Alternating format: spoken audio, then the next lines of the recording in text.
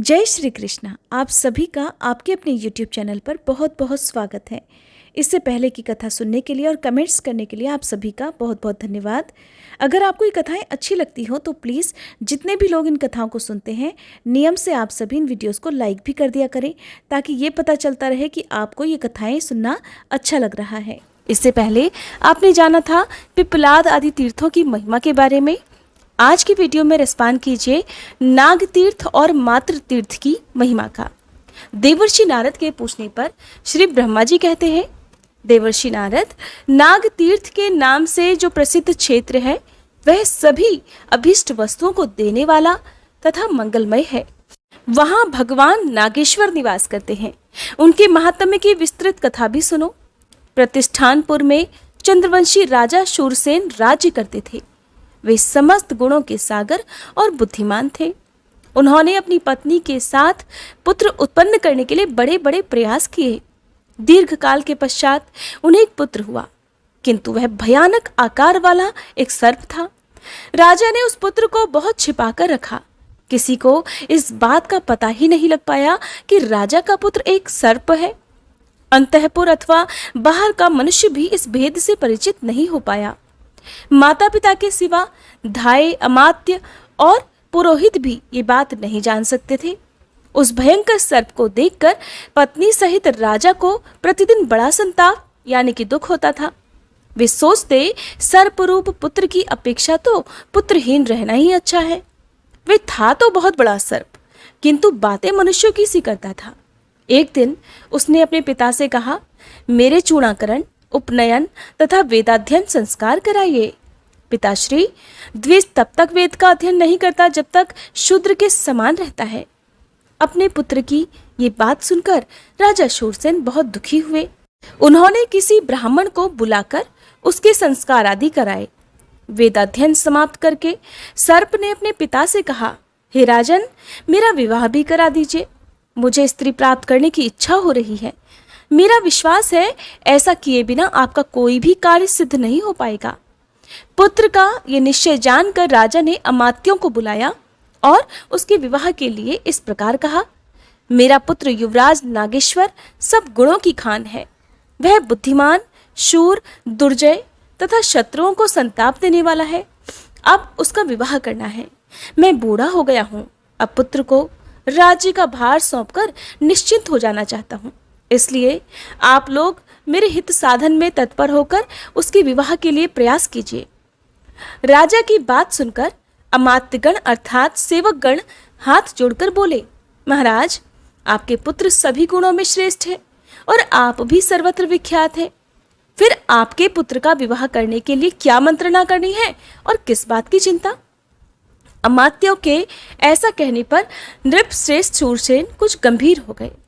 वे उन अमात्यों को ये बताना नहीं चाहते थे कि मेरा बेटा एक सर्प है, और वे भी इस बात से अपरिचित ही थे। राजा ने फिर कहा, कौन कन्या गुणों में सबसे अधिक है और कौन राजा ऊंचे कुल में उत्पन्न, श्रीमान और उत्तम गुणों के आश्रय है? राजा का ये कथन सुनकर अमात्यों में से एक परम बुद्धिमान पुरुष, जो महाराज के संकेत को समझने वाले थे, उनका विचार जानकर बोले, महाराज, पूर्व देश में विजय नाम के एक राजा हैं। उनके पास हाथी, घोड़े और रत्नों की गिनती नहीं है। महाराज विजय के 8 पुत्र हैं जो बड़े धनुर्धर हैं। उनकी बहन भोगवती साक्षात लक्ष्मी के समान है। राजन, वह आपके पुत्र के लिए सुयोग्य पत्नी होगी। बूढ़े अमात्य की बात सुनकर राजा ने उत्तर दिया, तो ये बताइए, राजा विजय की वह कन्या मेरे पुत्र के लिए कैसे प्राप्त हो सकती है? बूढ़े अमात्य ने कहा, महाराज, आपके मन में जो बात है मैं उसे समझ गया। अब आप मुझे कार्य सिद्धि के लिए जाने की आज्ञा दीजिए। महाराज शूरसेन ने भूषण, वस्त्र तथा मधुरवाणी से बूढ़े मंत्री का सत्कार करके उन्हें बहुत बड़ी सेना के साथ भेज दिया। वे पूर्व देश में जाकर महाराज विजय से मिले और नाना प्रकार के वचनों तथा नीतिजनक उपायों से राजा को संतुष्ट किया। मंत्री ने राजकुमारी भोगवती और युवराज नाग का विवाह तय करा दिया। राजा विजय ने कन्या देना स्वीकार कर लिया। बूढ़े मंत्री वापस राजमहल को लौट आए और शूरसेन से उन्होंने विवाह सुनिश्चित होने का सारा वृतांत भी सुना दिया। बहुत सारा समय व्यतीत हो जाने पर वृद्ध मंत्री अन्य सभी सचिवों को साथ लेकर सहसा राजा विजय के यहाँ पहुंचे और इस प्रकार कहने लगे, राजन, महाराज शूरसेन के राजकुमार नाग बड़े ही बुद्धिमान और गुणों के समुद्र हैं। वे स्वयं यहाँ नहीं आना चाहते। क्षत्रियों के विवाह अनेक प्रकार से होते हैं, अतः ये विवाह शस्त्रों द्वारा हो जाए तो बहुत अच्छा रहेगा। वृद्ध मंत्री की बात सुनकर राजा विजय ने उसे सत्य ही माना और भोगवती का विवाह शस्त्र के साथ ही शास्त्र विधि के अनुसार संपन्न हुआ। विवाह के बाद महाराज ने बड़े हर्ष के साथ बहुत सी गौवें, स्वर्ण और अश्व आदि सामग्री दहेज में देकर अपनी कन्या को विदा कर दिया। साथ ही अपने अमात्यों को भी भेजा। बूढ़े मंत्री आदि सचिवों ने प्रतिष्ठान में आकर महाराज शूरसेन को उनकी पुत्रवधू समर्पित कर दी। राजा विजय ने जो भी विनयपूर्ण वचन कहे थे उनको भी सुनाया और उनकी दी हुई दहेज की सामग्री, विचित्र आभूषण, दासियां तथा वस्त्र आदि निवेदन किए। इन सभी कार्यों का संपादन करके वे लोग कृतकृत्य हो गए। राजकुमारी भोगवती के साथ जो विजय के अमात्य पधारे थे उनका महाराज शूरसेन ने बड़े सम्मान के साथ स्वागत सत्कार किया, जिसे सुनकर राजा विजय को प्रसन्नता हो ऐसा बर्ताव करके सभी को विदा कर दिया। राजा विजय की कन्या रूपवती थी। वह सुंदरी सदा अपनी सास ससुर की सेवा में संलग्न रहा करती। भोगवती का पति अत्यंत भीषण महानाग रत्नों से सुशोभित एकांत गृह में सुगंधित पुष्पों से बिछी हुई सुखद शैया पर आराम करता था।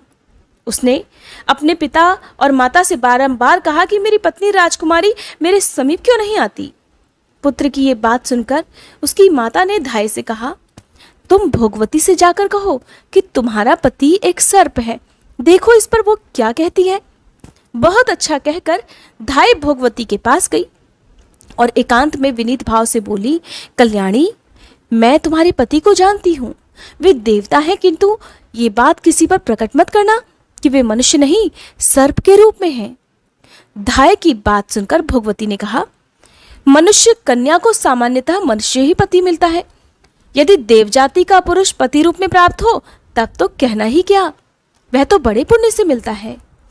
धाय ने भोगवती की बात सर्प से, उसकी माता से और महाराज शूरसेन से भी कही। भोगवती ने भी धाय को बुलाकर कहा कि तुम्हारा कल्याण हो, मुझे मेरे स्वामी के दर्शन तो कराओ। तब धाय ने उसे ले जाकर अत्यंत भयानक सर्प का दर्शन कराया। वह सुगंधित फूलों से आच्छादित पलंग पर विराजमान था। एकांत गृह में रत्नों से विभूषित भयानक सर्प के आकार में बैठे हुए अपने स्वामी को देखकर भोगवती ने दोनों हाथ जोड़कर कहा, हे स्वामी, मैं धन्य और अनुग्रहित हूँ जिसके पति देवता है। पति ही स्त्री की गति है। ये सुनकर नाग को बड़ी प्रसन्नता हुई। उसने हंसकर कहा, सुंदरी, मैं तुम्हारी भक्ति से संतुष्ट हूँ, बोलो तुम्हें क्या अभीष्ट वरदान दूं। तुम्हारे अनुग्रह से मेरी संपूर्ण स्मरण शक्ति जाग उठी है। मुझे पिनाकधारी देवाधिदेव भगवान शंकर ने शाप दिया है। शेष नाग का पुत्र महाबलवान नाग जो भगवान शंकर के हाथ का कंकड़ बना रहता है, वही मैं तुम्हारा पति हूँ और तुम भी वही पूर्व जन्म की मेरी पत्नी भोगवती हो। एक दिन भगवान शंकर एकांत में पार्वती जी के साथ बैठे थे। वहां पार्वती जी ने एक बात कही जिसे सुनकर भगवान शिव ठठाकर हंस पड़े। उस समय मुझे भी हंसी आ गई, जिससे कुपित होकर भगवान ने मुझे ये श्राप दे डाला कि तू मनुष्य योनि में सर्प रूप से जन्म लेकर ज्ञानी होगा। कल्याणी, ये शाप सुनकर तुमने और मैंने भी भगवान को प्रसन्न करने की बहुत चेष्टा की। तब उन्होंने कहा, जब तुम गौतमी के तट पर मेरा पूजन करोगे और मैं तुम्हारे अंतःकरण में ज्ञान का आधान करूंगा, उस समय तुम भोगवती के प्रसाद से शाप मुक्त हो जाओगे। इसलिए मुझ पर यह संकट आया है। तुम अब मुझे गौतमी के तट पर ले चलो और मेरे साथ ही भगवान की पूजा करो। इससे मेरा शाप छूट जाएगा और फिर हम दोनों पुनः भगवान शिव का सानिध्य प्राप्त कर लेंगे। कष्ट में पड़े हुए समस्त प्राणियों के लिए सदा भगवान शिव ही परम गति है। पति की ये बात सुनकर भोगवती उन्हें अपने साथ लेकर गौतमी तट पर गई और वहां गौतमी में स्नान करके उसने शिव का पूजन किया, जिससे प्रसन्न होकर भगवान ने उस सर्प को दिव्य रूप प्रदान किया। तब वह अपने माता पिता से पूछकर शिवलोक में जाने को तत्पर हुआ। ये जानकर पिता ने कहा, बेटा, तुम एक ही मेरे पुत्र और युवराज हो, इसलिए समस्त राज्य का पालन करो और बहुत से पुत्र उत्पन्न करके मेरे स्वर्ग गमन के पश्चात शिवलोक में जाओ। पिता का ये कथन सुनकर नागराज ने कहा, अच्छा पिताजी, मैं बिल्कुल ऐसा ही करूंगा। फिर वे इच्छानुसार रूप धारण करके अपनी पत्नी के साथ ही रहने लगे। पिता, माता और पुत्रों के साथ उन्होंने उस विशाल राज्य का उपभोग किया और जब पिता स्वर्गलोक को चले गए तब अपने पुत्रों को राज्य पर बिठाकर वे पत्नी और अमात्य आदि के साथ शिवपुर में गए। तब से वह तीर्थ नाग तीर्थ के नाम से विख्यात हुआ। वहां भोगवती के द्वारा स्थापित भगवान नागेश्वर निवास करते हैं। उस तीर्थ में किया हुआ स्नान और दान सभी प्रकार के तीर्थों का फल देने वाला है। श्री ब्रह्मा जी कहते हैं, हे मुनि, गौतमी नदी के तट पर मात्र तीर्थ के नाम से जो विख्यात उत्तम तीर्थ है वह मनुष्यों को सभी प्रकार की सिद्धि देने वाला है। जीव उसके स्मरण मात्र से ही समस्त मानसिक चिंताओं से मुक्त हो जाता है। पूर्व काल में देवताओं और असुरों के बीच बड़ा भयंकर संग्राम छिड़ा था। उस समय देवतागण दानवों को परास्त नहीं कर सके। तब मैं सभी देवताओं के साथ शूलपाणी भगवान शंकर के पास गया और हाथ जोड़कर नाना प्रकार के वाक्यों द्वारा उनका स्तवन करने लगा। हे महेश, जिस समय संपूर्ण देवताओं और असुरों ने एक दूसरे से सलाह करके समुद्र का मंथन किया और उसमें से एक कालकोट विष निकला, उसका पान कर लेने में आपके सिवा भला दूसरा कौन समर्थ हो सकता था? जिसके सामने दूसरे देवता मस्तक झुकाते हैं और जो केवल फूलों की मार से तीनों लोकों को अपने अधीन करने में समर्थ है, वही कामदेव जब आप पर आक्रमण करने चला तब स्वयं ही नष्ट हो गया। अतः आपसे बढ़कर शक्तिशाली भला दूसरा कौन है? इस प्रकार स्तुति किए जाने पर भगवान शंकर प्रसन्न हो गए और बोले, देवताओं, बताओ क्या चाहते हो? मैं तुम्हें वह अभीष्ट वरदान अवश्य दूंगा। तब देवतागण बोले, हे वृषभध्वज, हम पर दानवों की ओर से बड़ा भारी भय उपस्थित हुआ है। आप वहां चलकर शत्रुओं का संहार और देवताओं की रक्षा कीजिए। प्रभु, हम आपसे सनाथ हैं। देवताओं के इतना कहते ही भगवान शंकर उस स्थान पर आए जहां दैत्य युद्ध के लिए तत्पर खड़े थे। वहां दैत्यों का शंकर जी के साथ घमासान युद्ध छिड़ गया। दैत्य इधर उधर भागने लगे। युद्ध करते समय शंकर जी के ललाट से पसीने की बूंदें गिरने लगी। वे बूंदें जहां जहां गिरी वहां वहां शिव के आकार की ही माताएं प्रकट हो गई। वे भगवान महेश्वर से बोली कि आप आज्ञा दीजिए प्रभु, तो हम सब असुरों को खा जाएं। तब देवताओं से घिरे हुए भगवान ने कहा, शत्रु जहां जहां जाएं सर्वत्र उनका पीछा करो। इस समय वे मेरे डर से रसातल में जा पहुंचे हैं, तुम भी रसातल तक उनके पीछे पीछे जाओ। ये आज्ञा पाकर सभी माताएं पृथ्वी छेद कर रसातल में पहुंच गई और अत्यंत भयंकर दैत्यों तथा दानवों का संहार करके फिर उसी मार्ग से देवताओं के पास लौट आई। माताओं के जाने से लौटने तक देवता गौतमी के तट पर खड़े रहे। लौटने पर देवताओं ने माताओं को वर दिया, संसार में जिस प्रकार शिव की पूजा होती है उसी प्रकार माताओं की भी हो।